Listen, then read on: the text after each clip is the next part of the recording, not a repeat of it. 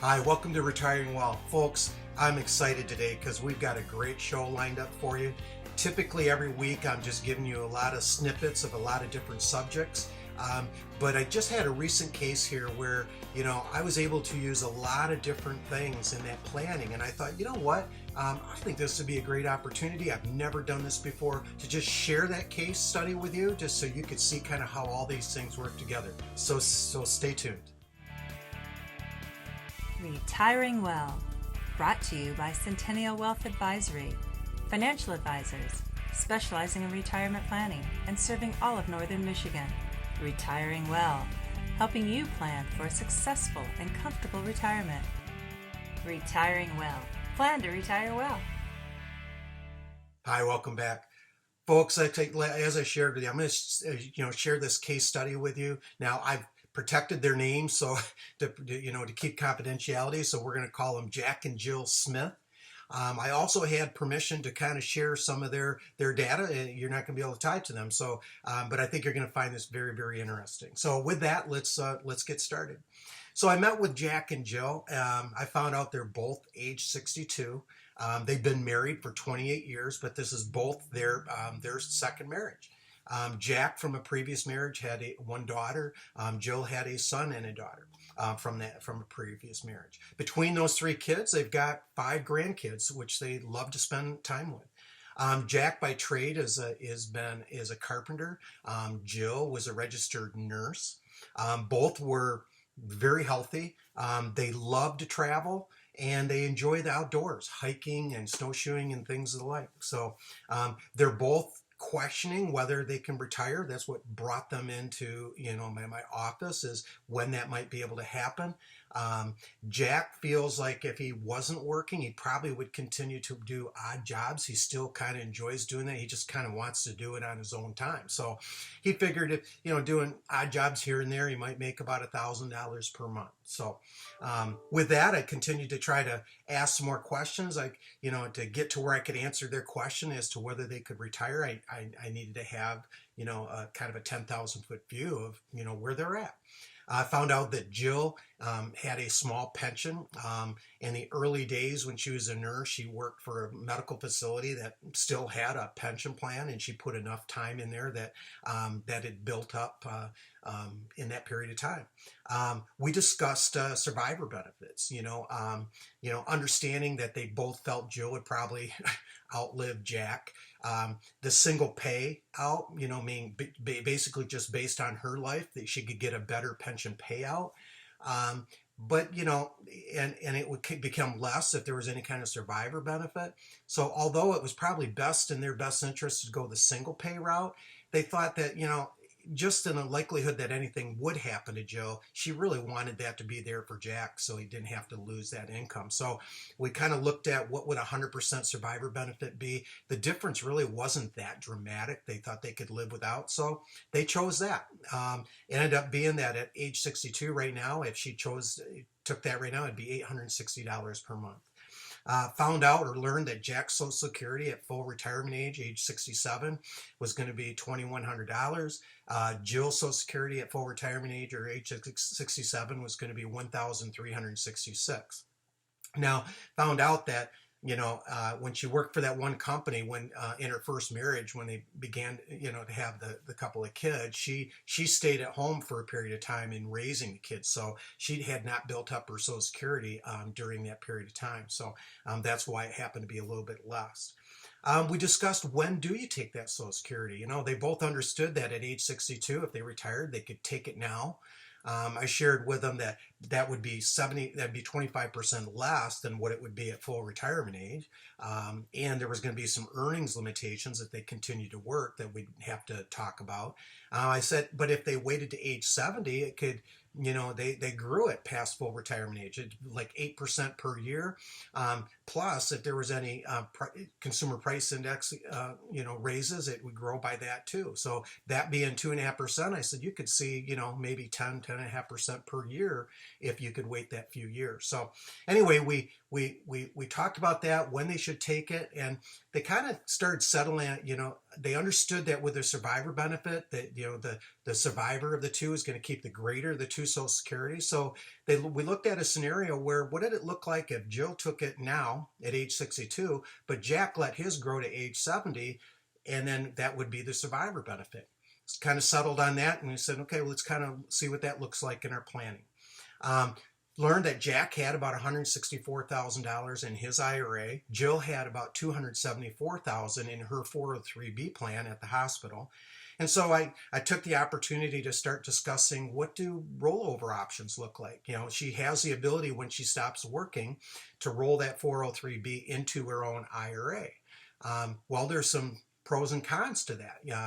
She's going to have a lot more investment options, but with those investment options are going to come some fees and commissions depending on, how she invests. So we talked about that a little bit and whether that would be best for her.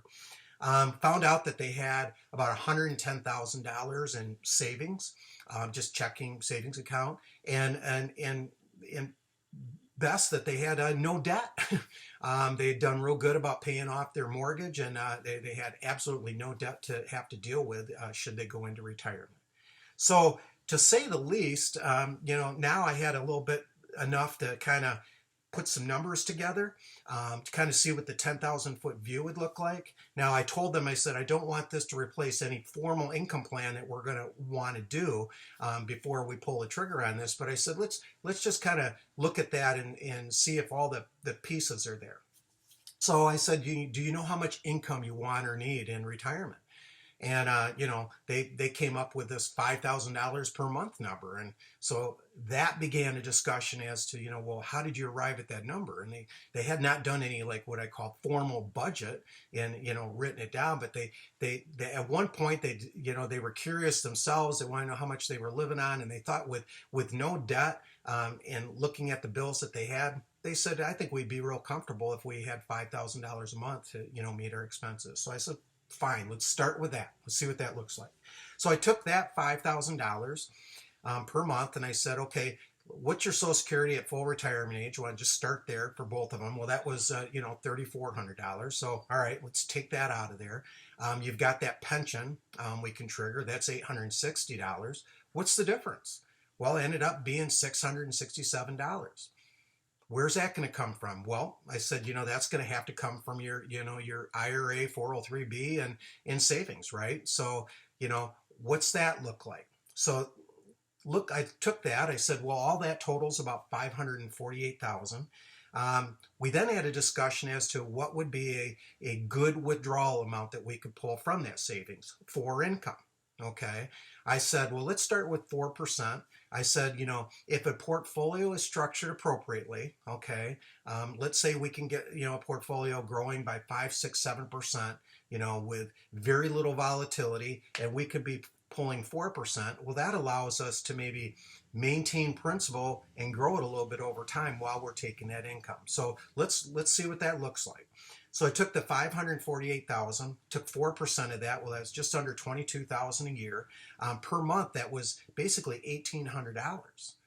I said, now I'm comparing that with the difference we came up with of $667. And I said, I think this is doable. I think we got a plan. Again, not to take the place of a formal income plan because I'm not accounting for inflation in this scenario, but I think there's enough pieces of the puzzle here that we can put a plan together. So to say the least, they were very excited. I mean, you could tell just answering that question, can we retire if we want to today was very much a relief to them. And so that's always exciting for me to be able to share that with somebody. So folks, when I come back, I'm going to start talking about some other concerns that we had to kind of start working through that were part of that. So stay tuned and I'll share those with you when we come back.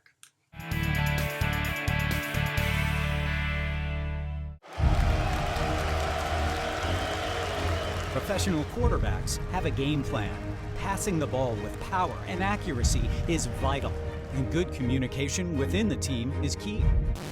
As you can see, we aren't professional quarterbacks, but at Northern Michigan's Centennial Wealth Advisory, we are professional financial advisors. And just like a good quarterback, we have a game plan, a holistic approach for your financial future. using income planning, tax planning, estate planning, wealth management, and healthcare planning to help you plan to retire well. We have lived in northern Michigan all our lives, and we have offices in Traverse City, Gaylord, Petoskey, and Cadillac. Give Centennial Wealth Advisory a call or visit us at cen-wealth.com and let us help you plan to retire well.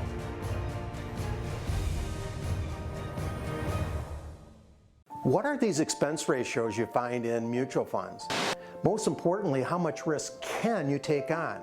I want to talk to you about Social Security, the estate tax exemption, Lady Bird deeds. What are they? Modified adjusted gross income, tax bracket optimization, the sunken cost trap, 529 plans, the financial cycle, the Federal Reserve, income planning, tax planning, holistic planning, fees, bonds. Can I retire?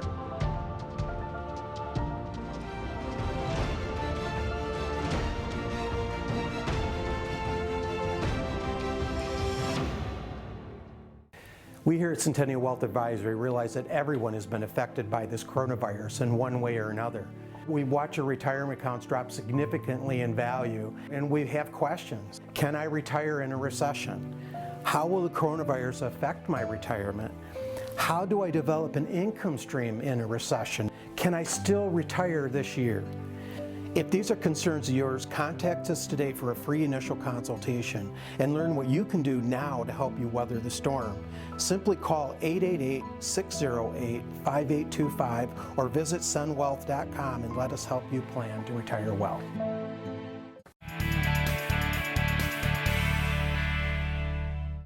Welcome back.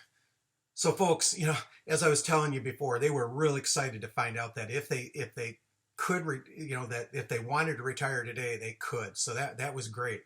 But then that rose a question.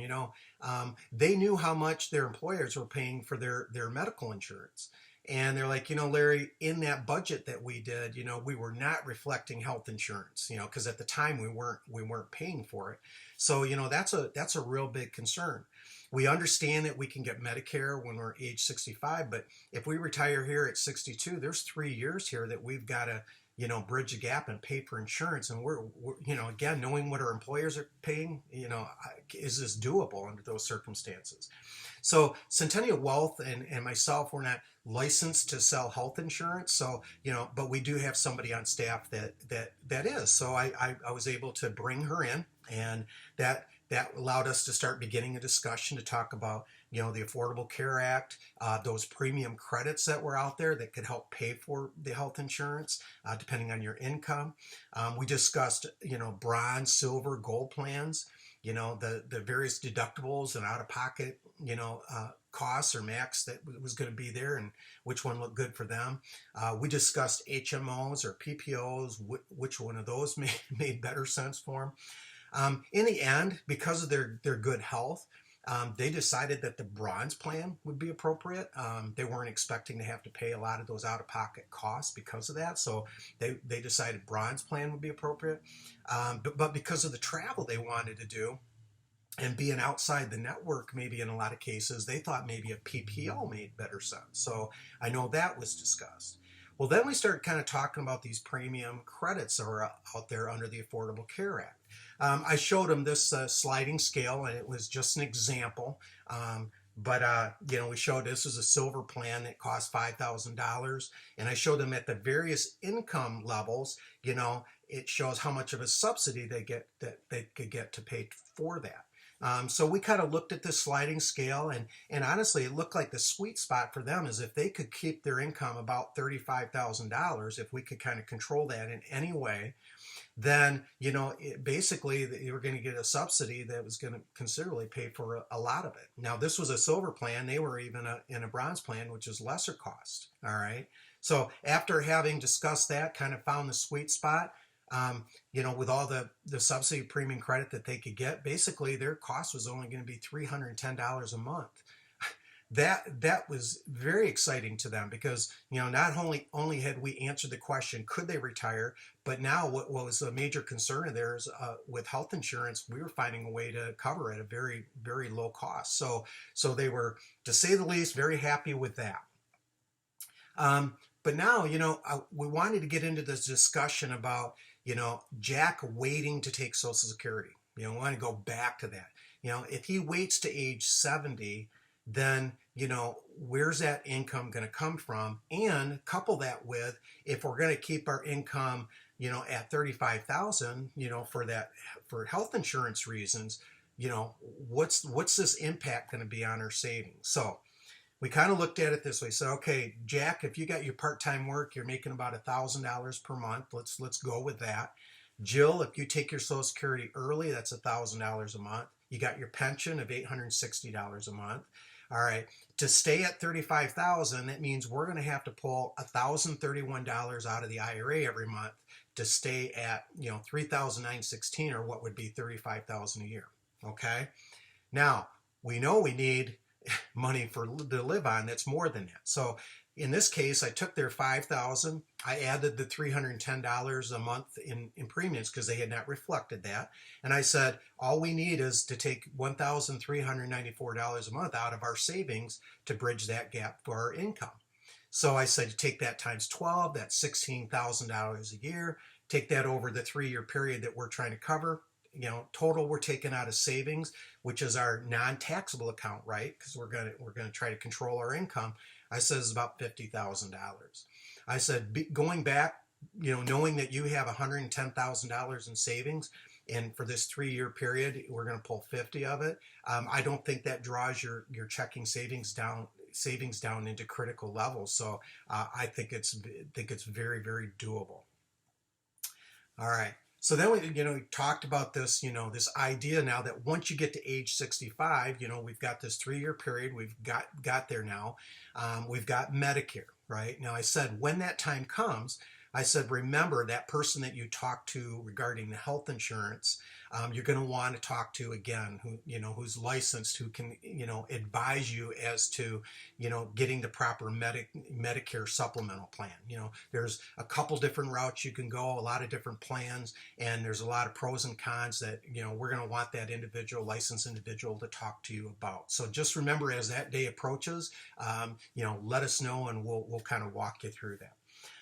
We talked about the Social Security a little bit more, the fact that, Jill's going to take a little bit less, because she's taking it early, but Jack is going to be able to grow his over that period of time if he waits to age 70. And again, these were just estimates. We actually have the software and tools to, know exactly what that number was going to be. So, but again, we're just trying to, get the 10,000 foot view. But where I wanted to go with this is I wanted to see if there was any Roth conversion opportunities. I know there wasn't any during the 3-year period, okay, while we were waiting, wanted to have the health insurance plan. But now when we get to age 65, we've got this income. Is there any room for Roth conversions? So I looked at the lower bracket because, that's a bracket. If we can buy Uncle Sam out at that level, that's what we want to do, right? So I looked at the top of the 12% bracket for a married couple was going to be taxable income about $80,250. Okay. Now at age 65, the present standard deduction for them would be $27,400. So adding that to it, I want to understand what is the gross income at which they can have that will stay all in the 12% bracket. That ends up being about $107,000. So now I went back and said, okay, well, if they're taking all their income, at this point, let's say they're taking all their income from the pension, Social Security, and IRA, that's about $63,000 a year. Remember, $5,300 a month times 12. And I said, so how much room do we have? So if we're taking all that as income, we have about almost $44,000 per year. We can be converting IRA money, paying the tax now on it at 12% federal and whatever the state is, and getting it over into a Roth IRA. Okay. And then I looked at that 43,000 and I said, looking at how much you have in IRA, the fact is, I know there's going to be growth there, but, approximately it's going to take about 10, 11, 12 years and we can have that completely converted over to Roth. Wouldn't that be a great thing? Not only from a surviving spouse standpoint, because whoever lives now has got all that in a Roth, but from a legacy standpoint, because now you've got the ability to pass that on to the kids tax-free. So they like that idea, and they got really excited about it. So then I just wanted to get a snapshot. What does their situation look like at age 70? Remember, this is at the age in which now Jack has grown his Social Security. And, what does income look like now at that point if this plan unfolds appropriately? Well, I took Jack's Social Security of about $2,900. I took Jill's Social Security of about $1,000. You got her pension. And then I looked at what they were going to need. Now, again, remember, this is not reflecting inflation because it probably would have been a little bit higher by that point. But basically, they're only taking $475 out of the IRA. Now, looking at how much they have in IRA and what they're pulling at this point, it's not very much. Is it conceivable that, we're going to be able to, if we're consistently growing their portfolio by, 5, 6, 7%, and now they're only pulling maybe 1, 2% out. We've got a great ability now from here on out with all that guaranteed income they got coming in and growing this account even more. So I felt really good about that, and so did they. And then we want to look, what are the tax ramifications going to be once you reach age 70?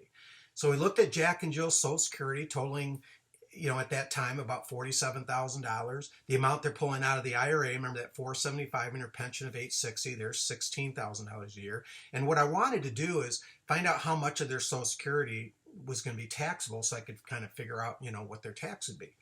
So if you didn't know this, and we've shared this with you in some previous segments, in calculating that, they make you take half your Social Security plus your other income. So that's $23,000 plus, is half their Social Security, and then their other income being the 16 totals about $39,000. Now, Social Security, the IRS has a couple thresholds. Once you reach $32,000, okay, now they start, 50 cents on the dollar of your Social Security is taxable income. And then there's another threshold, I believe at $44,000. Now it's 85 cents on the dollar. But it came out to $39,000. If I subtract the $32,000, that left $7,500, half of that being, Social Security taxable income. So that was about $3,700 of all that Social Security they were taking was considered taxable income. Added that to the other income of $16,000.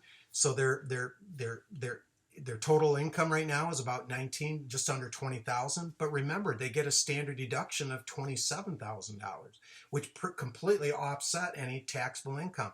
Basically, bottom line in this scenario, they were going to see zero tax. All right. So really good thing. But I had to say to them now this is a good scenario, but remember back when we were talking about Roth conversions, right? What were we doing?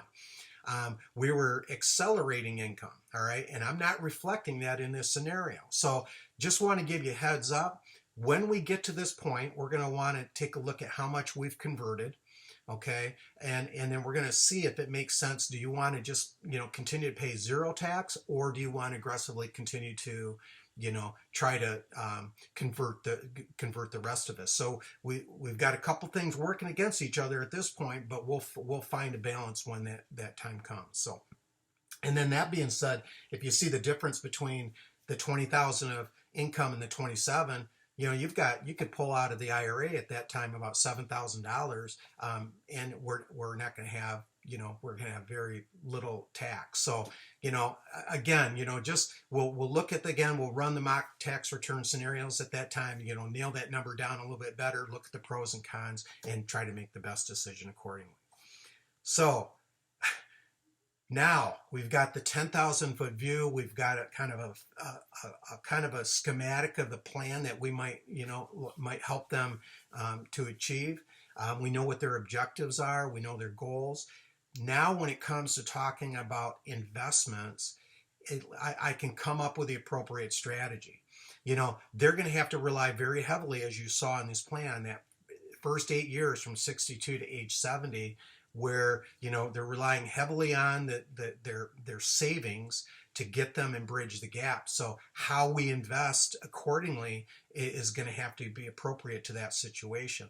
When they get to age 70 now and they're taking very little out of the savings, and can that strategy maybe change a little bit? Absolutely, but we're going to want to have those discussions. Again, I reflected to them regarding inflation that we were not factoring that in. This is going to require a formal income plan, and I'm going to want to run a couple different scenarios to make sure that what we've talked about here is going to make some sense. So, and then understand that with any plan, it's not just a set it and leave it kind of a thing. We're going to want to continue to monitor this thing every year to make sure we're staying on track, that there's no anything new that's coming on the horizon, any regulation or laws that are going to change anything dramatically here. So just understand that we're going to want to continue to monitor that to make sure we stay on track. And then folks, I want to have some more further discussions about risk. In that income plan that we do, we're going to have to put some growth rate assumptions in there. I have, some recommendations that I want to bring forth to you, and I'll discuss the risks thereof appropriately. But I want to know what your personal feelings are, and I want to make sure that how you feel about risk lines up with what we're doing in the plan as well. So that's very important. We want to have those discussions. And then as we move forward in our planning, one thing we've not talked about in this is long-term care. I understand you guys are healthy now, but what's your family background look like? Do you have any concerns here with long-term care somewhere down the road? And what are the options that are available in taking care of that contingency? Estate planning. Understand that you got a mixed family, and how do you want to take care of them appropriately? We're going to have to bring an estate planning attorney into the onto the team.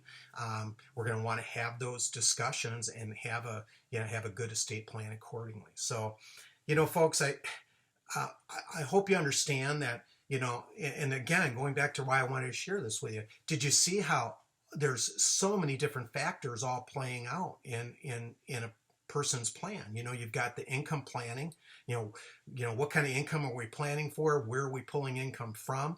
And as we take income, what's the tax ramifications of that going to be right now and down the road?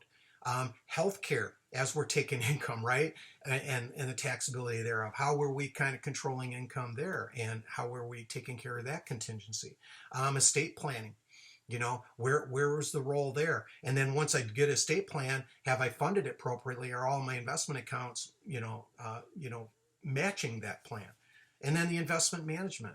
When it comes all down to, what our goals and objectives are, we want to have the strategy that matches those goals and objectives appropriately. So again, I hope you found some value in this. Every week, again, we share you all this information on a lot of different subjects. We're getting just snippets of things that you might want to consider, but it's so fun when you can sit down with somebody and you can pull all that together, and make sure that all those things are working together for them. And sometimes they will work against each other, but you got to find that balance accordingly. So again, thank you for joining us this week.